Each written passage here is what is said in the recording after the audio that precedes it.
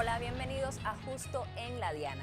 El 30 de julio, Venezuela realizará una de las elecciones más importantes de su historia, la Asamblea Constituyente, el llamado poder originario del pueblo. En medio de una violencia sin pausa generada por la oposición, sanciones económicas de Estados Unidos y la CIA diciendo sin tapujos que tienen planes para la nación bolivariana. Con todos estos escenarios, Venezuela va rumbo a la Constituyente. Hoy pondremos el dardo justo en la diana.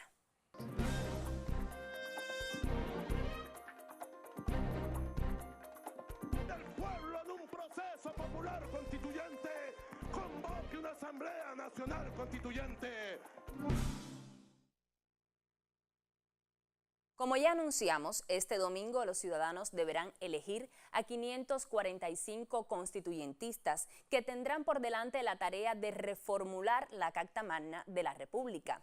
No se trata de una nueva constitución, sino tal y como dicen los artículos 347 al 350, modificar el Estado y cambiar el ordenamiento jurídico. La Asamblea la conformarán más de 500 asambleístas. Serán elegidos mediante el voto y representan a todos los sectores del país. Legalidad. Artículo 347 de la Constitución.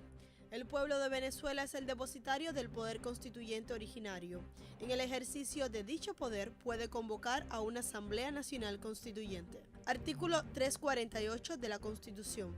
La iniciativa de convocar una Asamblea Nacional Constituyente puede tomarla el presidente de la República en Consejo de Ministros. Objetivos.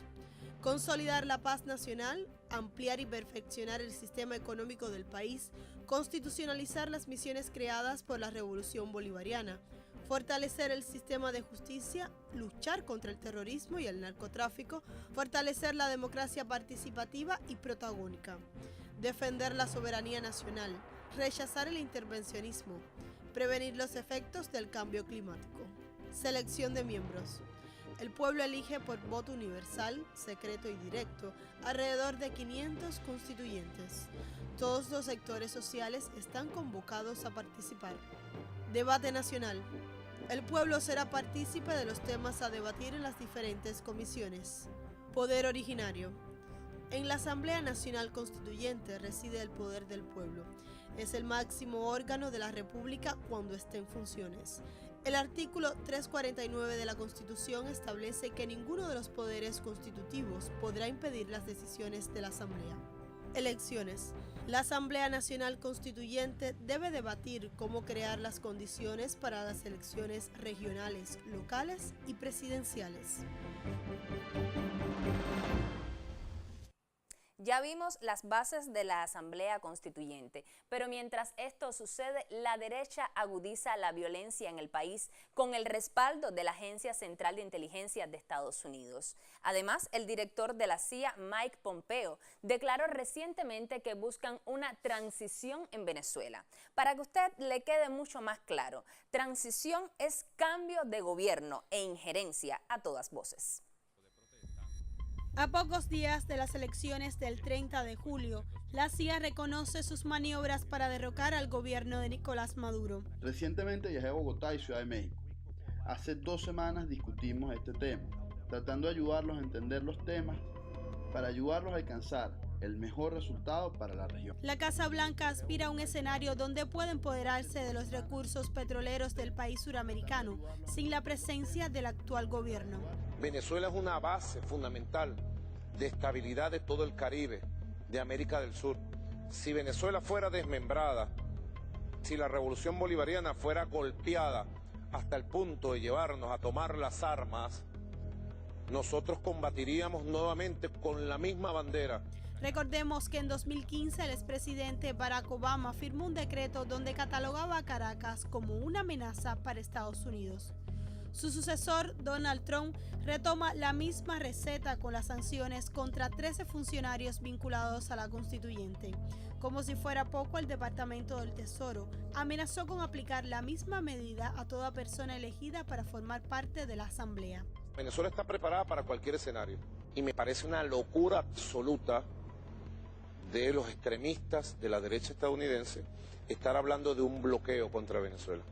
tenemos la capacidad de la ingeniería financiera y tenemos la capacidad de, si se nos golpea por el norte, los caminos del oeste, del sur, del este están abiertos para Venezuela, afortunadamente. De acuerdo con la agencia de noticias Reuters, este fue solo un avance porque Washington considera sanciones contra el sector energético. Los Estados Unidos son el principal cliente de la petrolera estatal PDVSA. Un posible bloqueo o boicot pudiera convertirse en un arma de doble filo para el magnate inmobiliario. Muchas refinerías petroleras estadounidenses tendrían que transformarse, pues están diseñadas para procesar crudo venezolano. La Casa Blanca no ha confirmado la decisión, pero todo apunta a que este sería el último recurso de Trump por detener un proceso sin marcha atrás. Liz Oliva Fernández, Justo en la Diana. Sembrar el caos en el país es otra de las estrategias de la derecha para frenar la constituyente. El paro que convocó la oposición ya ha provocado la muerte de varias personas. Encapuchados, niños a los que le pagan con caramelos para que griten una consigna que ni siquiera entienden. Todo esto está sucediendo en las protestas de la oposición. Una presunta revolución de colores planea la derecha venezolana. Agitan banderas de protesta pacífica mientras queman mercados, almacenes de comida e instituciones públicas. Aquí hay unos temas que implican más parecidos a la concertación chilena, que fue lo que se enfrentó a Allende, y la reconstrucción de Chile que vino después. En el río, ¿cómo están? Yo los veo cuando los sacan. De que este país y esta lucha no se trata solamente de sacar a Nicolás Maduro, sino de reconstruir a Venezuela. Pero, ¿es posible reconstruir Venezuela con los mismos métodos de una dictadura cuyas víctimas superan las 40.000 personas? Para la oposición, este dato no parece ser un problema. En consecuencia, ya se registran más de 100 muertos. Vamos a hacer una vigilía para los caídos de que ustedes tumbaron. Ahí gritaron que él era chavista, un muchacho llegó, lo atacó, entonces vinieron varias personas, lo llenaron de gasolina y lo cayeron a pedazos. Cualquier recurso es válido para la oposición, incluso si se trata de usar niños.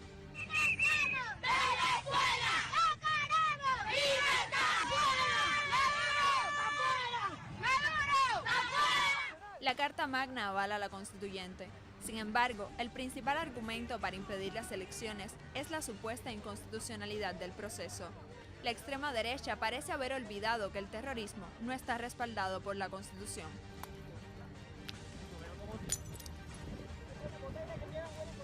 La última salida que encontró la oposición fue convocar a un paro de 48 horas en el país. No obstante, los ciudadanos que apuestan por la constituyente continúan con su vida cotidiana. Mabel Torres, Justo en la Diana. Las propuestas para la constituyente son incrementar la cartera de crédito, fortalecer la seguridad jurídica del comercio y la banca, facilitar la entrega de materia prima y una contraloría social. La constituyente lo que debe traer es una reconsideración en general del ser humano, que no solamente en Venezuela, y nuestra constitución del año 99 también adolece de una discriminación. Somos considerados los ancianos y las ancianas, que ya eso incluye de por sí como una especie de tono como peyorativo.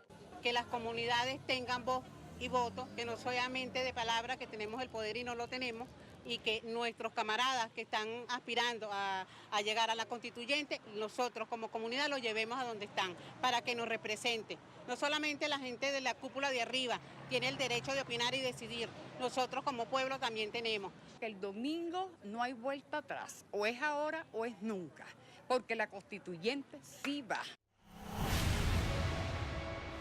Yo los invito a todos los venezolanos, quienes están en Caracas y quienes están fuera de Caracas, a que vengan juntos a la gran toma de Caracas por la democracia, por la Constitución y por la libertad.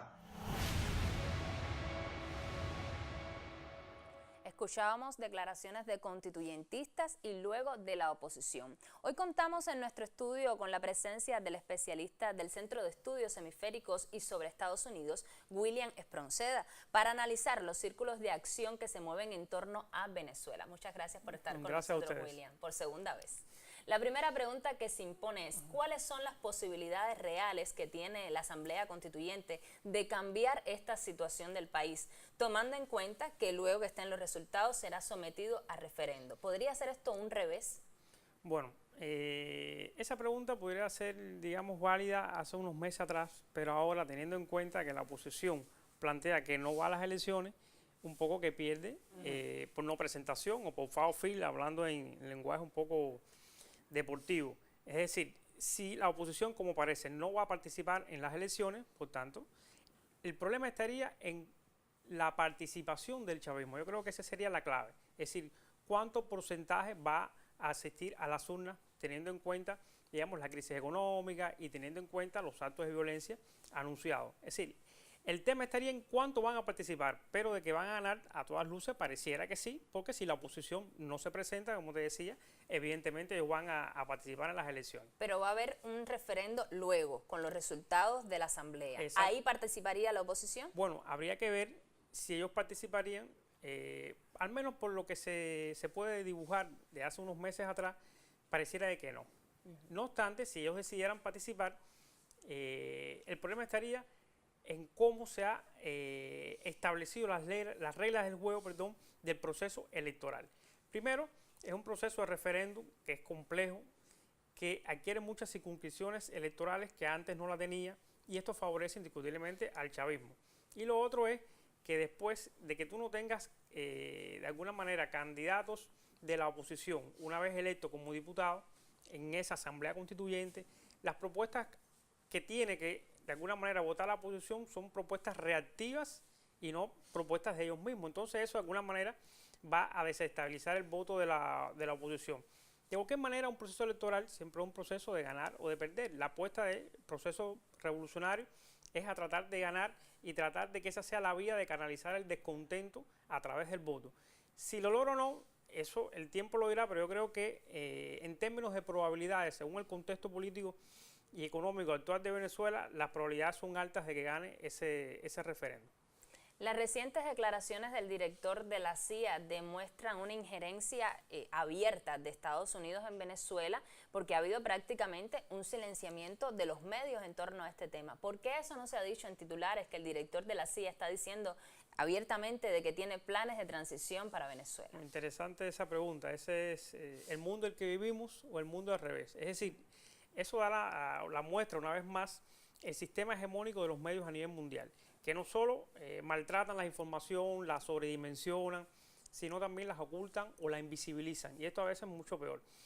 Ya la CIA a veces no actúa ni de una manera solapada, de una manera latente, sino ya es una manera manifiesta, y no salen declaraciones de organismos internacionales, ni del presidente, ni de la OEA, que realmente eso es una injerencia a todas luces, aunque el gobierno mexicano y colombiano desmintieron lo que el director de la CIA dijo, pero en ningún momento él se desmintió a sí mismo, porque fue algo público, notorio y comunicacional. Eso no es nuevo, eso nace incluso en el caso venezolano con la revolución venezolana, con el golpe de Estado, las protestas de los Manos Blancas, los estudiantes universitarios en el 2007, la salida, es decir, que el proceso de intervención de la CIA ha sido manifiesto y latente en el caso venezolano. No ya qué decir de todo el proceso en América Latina, del caso cubano, tenemos muchos ejemplos de ello. Incluso en esa misma entrevista, él decía, no quiero hablar mucho de América Latina porque hay historias, y sonreía, porque era evidente de que estaba refiriéndose a la injerencia de la CIA en América Latina. Bueno, esa reflexión me hace recordar a Obama cuando decía que habría que olvidar la historia. Es decir, ya eso es algo tan conocido que realmente se ha naturalizado, que es algo natural que Estados Unidos intervenga abiertamente en los intereses nacionales y de alguna manera vulnere la soberanía de los países. Eso realmente, yo creo que las organizaciones regionales deberían de tomar cartas en el asunto, al menos en términos declarativos, porque ese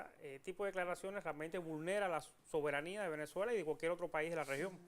Sobre este mismo tema tenemos declaraciones recientes del embajador de Venezuela en Cuba. Escuchemos y luego volvemos con la pausa. Estados Unidos, los grandes monopolios norteamericanos, durante muchos años tuvieron el control de las actividades de exploración, producción, exportación y, por supuesto, captaban las ganancias propias de la actividad petrolera. Tenían el monopolio de esa actividad.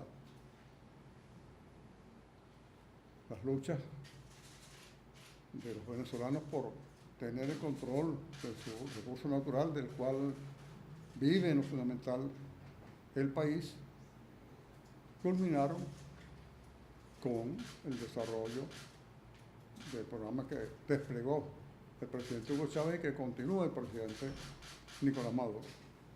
Esto es el pleno ejercicio de la soberanía de la propiedad de Venezuela sobre su recurso natural, el control, por supuesto, de todas las actividades vinculadas de exploración, producción, transporte, refinación y comercialización del petróleo. Eso significó para quienes ejercían antes tal monopolio, entre comillas, una pérdida. Porque de todas maneras en Venezuela siguen interviniendo en la actividad petrolera, de acuerdo con nuestras leyes, empresas petroleras, que tienen las ganancias normales que puede tener una empresa petrolera. Pero eso no es suficiente. Yo he planteado la Asamblea Nacional Constituyente como la herramienta que tenemos para unir a Venezuela. Hablar de un proceso constituyente no es para cambiar las bases del proyecto de país. Yo estoy convencida y enamorada del poder constituyente. Creemos que la constituyente es la forma de reencontrar al país en los grandes consensos que nos permitan resolver esto. La derecha pidió la constituyente en su momento, pero ahora lo niegan. Antes de la entrevista escuchábamos a Leopoldo López, un líder opositor, convocando a protesta, convocando a detener el proceso constituyente. ¿A qué se debe este olvido histórico de la oposición en Venezuela? Bueno, lo primero que habría que decir es que conjuntamente con la propuesta de la constituyente de algunos líderes de la oposición, no fueron todos, a la misma vez tenían el proceso de la salida. Es decir, que de alguna manera era desestabilizar al gobierno de Venezuela y, como ellos planteaban, salir de Nicolás Maduro. Ahora, la pregunta sería, si ellos tenían la capacidad para convocar la constituyente, por dos vías fundamentales. Uno, por la Asamblea Nacional, con los 2/3 que lo tenían como asamblea opositora, y de otra parte el 15% del electorado que también los tienen. Incluso tienen mucho más por ciento en su base electoral. ¿Por qué no lo hicieron? Si lo tenían para hacer. Realmente ellos siempre han apostado por dos vías. Una, la electoral, y la otra vía, la vía alternativa, la vía de la desestabilización. Realmente esa es la que ellos querían. O sea, en su percepción de la situación de Venezuela, ellos creían que el presidente Nicolás Maduro le quedaba muy poco. Por tanto, ¿para qué una constituyente? De hecho, Henry Ramos Alú, que era el presidente de la Asamblea Nacional opositora para entonces, decía que solo 6 meses para que Maduro saliera del gobierno. Poder. Entonces, ahí te das cuenta de que realmente la agenda de la vía electoral no era la prioritaria. Ese era el discurso. Y por eso es que ahora tampoco apoyan a la constituyente. Es que realmente nunca la apoyaron. Su vía siempre fue la desestabilización, la guerra económica, la crisis, el terrorismo. Es decir, todas esas vías eran las que primaron esa oposición. Primero con Leopoldo López, María Corina y Ledesma con la salida, y después toda la MUD recientemente en los actos de violencia en Venezuela. Sin embargo, algunos medios dieron a conocer en los días recientes que varios miembros de la oposición parece que intentaron sentarse a dialogar con Maduro y querían aplazar la constituyente, y Maduro decía, bueno, si quieren aplazar la constituyente tienen que decir públicamente que ustedes están abiertos a participar en este proceso, pero no lo hicieron. Por tanto, la constituyente continuó su camino. Ahora algunos líderes de la oposición dicen que jamás se sostuvo ese tipo de diálogo con el gobierno. Sí, eso existe y siempre ha existido porque la oposición no es homogénea. Es decir, hay una heterogeneidad, incluso hay pugnas internas, cuando la salida realmente fue un traspiés que hizo Leopoldo López a Capriles, que en ese momento era el líder de la oposición, y él quería de alguna manera con un camino mucho más corto, lograr ser presidente de la República. Ese es su sueño. Entonces, todos están de acuerdo en derrotar la revolución bolivariana. El tema está en el cómo. Y en ese cómo hay una diversidad de actores distintos, una diversidad no solo dentro de la Mesa de la Unidad Democrática, sino entre otros factores de la oposición que son muy importantes. Dígase Fede Cámara, estamos hablando de la gran empresa venezolana, dígase la Iglesia Católica. Es decir, que hay muchos actores que intervienen en este proceso y no todos se ponen de acuerdo en el cómo derrocar a la revolución bolivariana. Por eso uno a veces ve el para adelante y el para atrás, ese que tú mencionas. Ahora, mirando este asunto desde un punto de vista más regional, Venezuela está enfrentando una guerra no convencional y ya desde un punto de vista más visible, sanciones, todo tipo de ataques contra esa nación. ¿Qué pueden hacer las organizaciones regionales para blindar los procesos de izquierda en nuestra región, teniendo en cuenta que esto está sucediendo en Venezuela?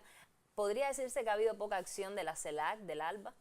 Bueno, yo creo que a tu pregunta, la respuesta rápida sería muchísimo. O sea, los organismos internacionales y regionales pueden hacer muchísimo. También hay que tener en cuenta de que existe una coexistencia de organismos internacionales a veces incluso contrapuestas.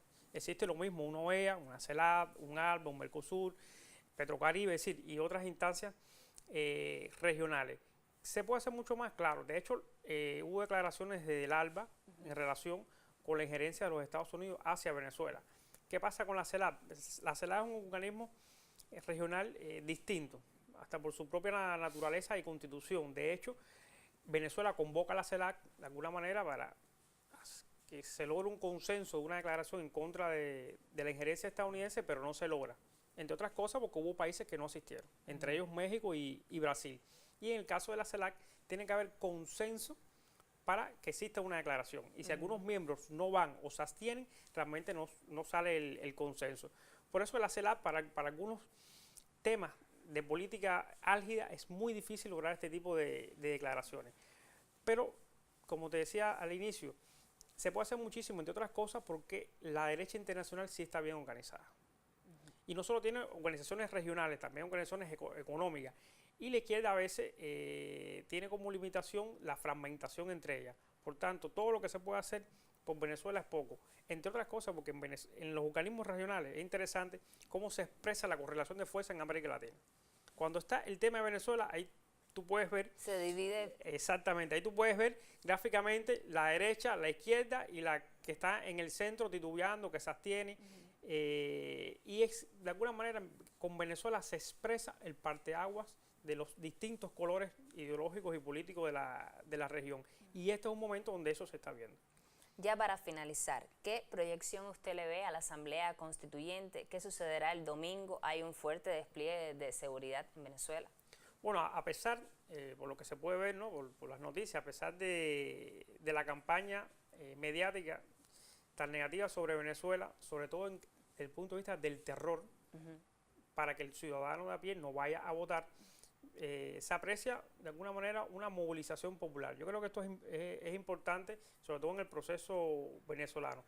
Y otra cosa, no menos importante, una pregunta: ¿por qué Estados Unidos y la Unión Europea recientemente plantea de una manera explícita de que no haya asamblea constituyente en Venezuela? O sea, siempre hay que sospechar por qué. Bueno, es que ellos saben de que una vez que ese proceso se lleve a cabo, ellos tienen, incluso pueden estar casi que hasta más de un año, y eso va a ser otro poder que va de alguna manera a coexistir con los demás poderes. Y los demás poderes no pueden desconocerlo. Y una vez que se hagan las reformas y se apruebe en referendo, eso se hace constitución, se hace ley. ¿Qué significa eso? Que cada vez más la oposición va a tener menos poderes. Y la Asamblea Nacional Opositora se va a minimizar. Es decir, que eso es de alguna manera un valladar, no solo por la paz, sino desde el punto de vista jurídico, social y político, para hacer casi que cualquier cosa dentro de los límites de la correlación de fuerza.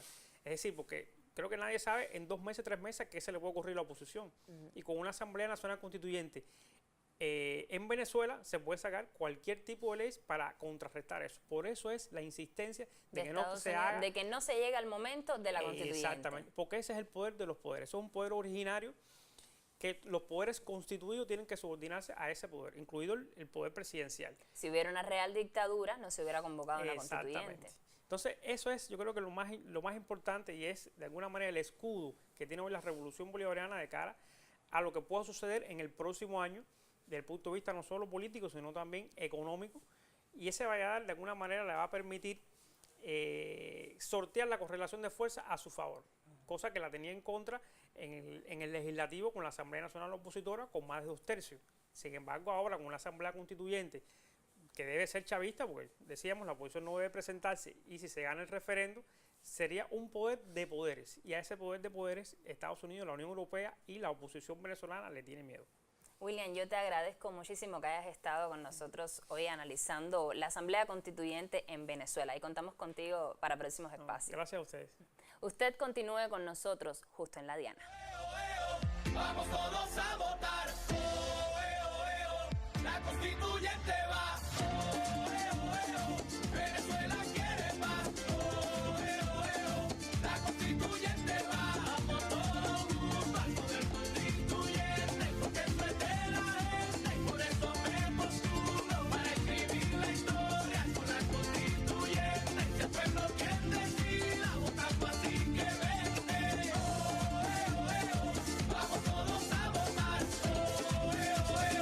La constituyente va. El pueblo de Venezuela es el depositario del poder constituyente originario, la clase más humilde que trabaja a diario, y la juventud guerrera que crece en los barrios, el obrero que levanta obra día a día, la sección diversidad que son pura alegría, la comuna y los consejos están en sintonía, con la clase media está siempre en armonía, planificando un futuro y preservando la vida, constituyendo la forma y con el voto la vía, para impulsar la reforma y construir un sistema en donde reine la paz. Por Venezuela, hablando se entiende la gente, por eso llama la constituyente. El Consejo Nacional Electoral ha establecido diferentes medidas para garantizar el derecho al sufragio de los electores: la ampliación del perímetro de seguridad, la declaración de los centros de votación como zonas de seguridad y la activación de un centro de votación de contingencia son los mecanismos que implementará el Poder Electoral. Las Fuerzas Armadas también apoyarán la jornada para mantener la estabilidad. Quienes votarán este domingo son los venezolanos, los mismos que deben decidir el destino de su país. Todo lo que suceda fuera de sus fronteras en contra de su soberanía es una guerra a todas luces, aunque muchos medios lo oculten. Ningún país tiene derecho a sancionar a otro, pero Estados Unidos lo hace. Ninguna agencia de seguridad puede decidir lo que se debe hacer en otra nación, pero la CIA lo hace. Y la oposición pide a gritos una intervención extranjera, aun cuando han tenido miles de veces la oportunidad de sentarse a la mesa de diálogo con el gobierno. El domingo será una jornada compleja para Venezuela. Esperemos que se imponga la paz. Lo espero el próximo jueves para analizar un hecho noticioso en todos sus círculos de acción. Al final, usted tendrá los elementos que necesita para poner el dardo justo en la diana.